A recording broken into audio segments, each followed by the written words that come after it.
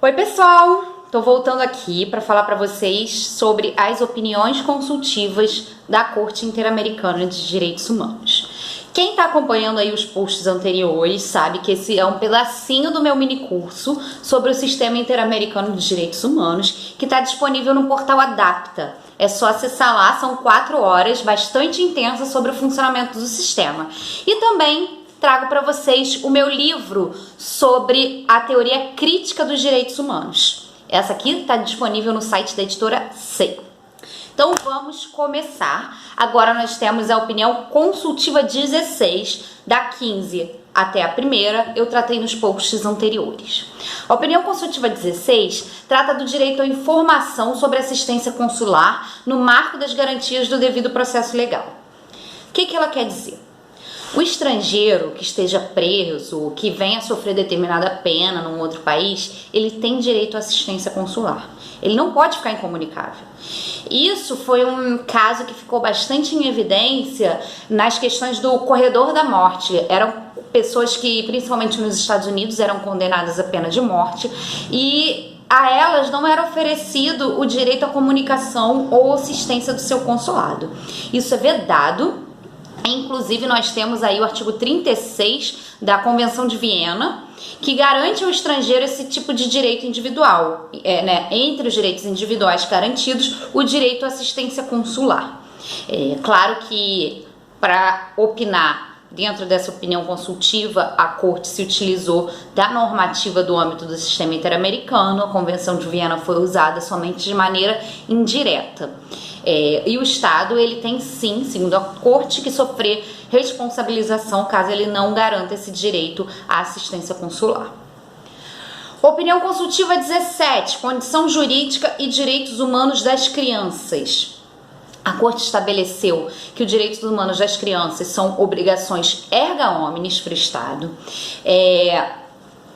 O Estado tem que garantir a proteção integral, o direito à vida, a personalidade da pessoa em desenvolvimento. Quem estuda direito da criança e do adolescente, o nosso ECA traz grande parte desses deveres que foram estabelecidos na opinião consultiva 17. Na prática, não quer dizer que isso acontece, mas em termos formais, o nosso ECA, ele atende de forma completa o que foi exposto na opinião consultiva número 17. A Corte também fez referência às regras de Tóquio, de Beijing, as diretrizes de Reard, todo esse marco normativo de proteção aos direitos das crianças.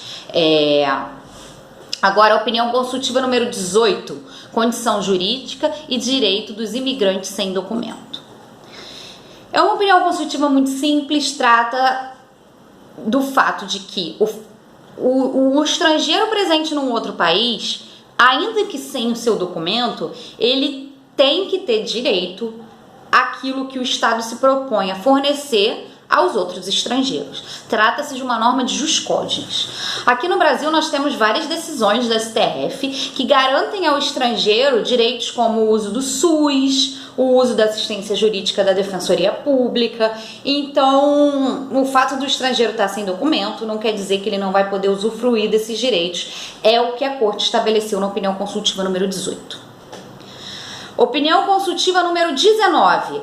Controle de legalidade do exercício das atribuições da Convenção Americana. É muito parecido com o que eu já falei para vocês nas duas opiniões consultivas anteriores sobre a comissão. Quer dizer que um pronunciamento da comissão, quando a comissão nega a admissibilidade de determinado caso, esse pronunciamento não é recorrível. Se a parte entende que o caso deveria ser admissível e não foi, não existe recurso para isso. O que pode existir é quando o caso chega lá na corte, ela dizer que houve determinada ofensa ao princípio da legalidade ou alguma outra violação, mas não há recurso de imediato. E a competência da comissão ela está regulamentada pelos próprios preceitos do Pacto de São José da Costa Rica. E nesse tratado, na Convenção Americana, não há previsão de recurso. Então, por isso que não há recurso dessas decisões. E opinião consultiva 20, interpretação do artigo 55 da Convenção Americana de Direitos Humanos. Esse artigo trata do juiz ad hoc. O que é um juiz ad hoc? É aquele juiz que é requisitado para o julgamento de determinado caso concreto. O artigo 55 prevê esse direito e em 2009, quando do proferimento dessa opinião consultiva número 20, a Corte restringiu o âmbito de alcance desse juiz ad hoc. Por quê? Ela diz que quando há um caso entre um indivíduo e o seu Estado, não é possível que o Estado indique o juiz ad hoc.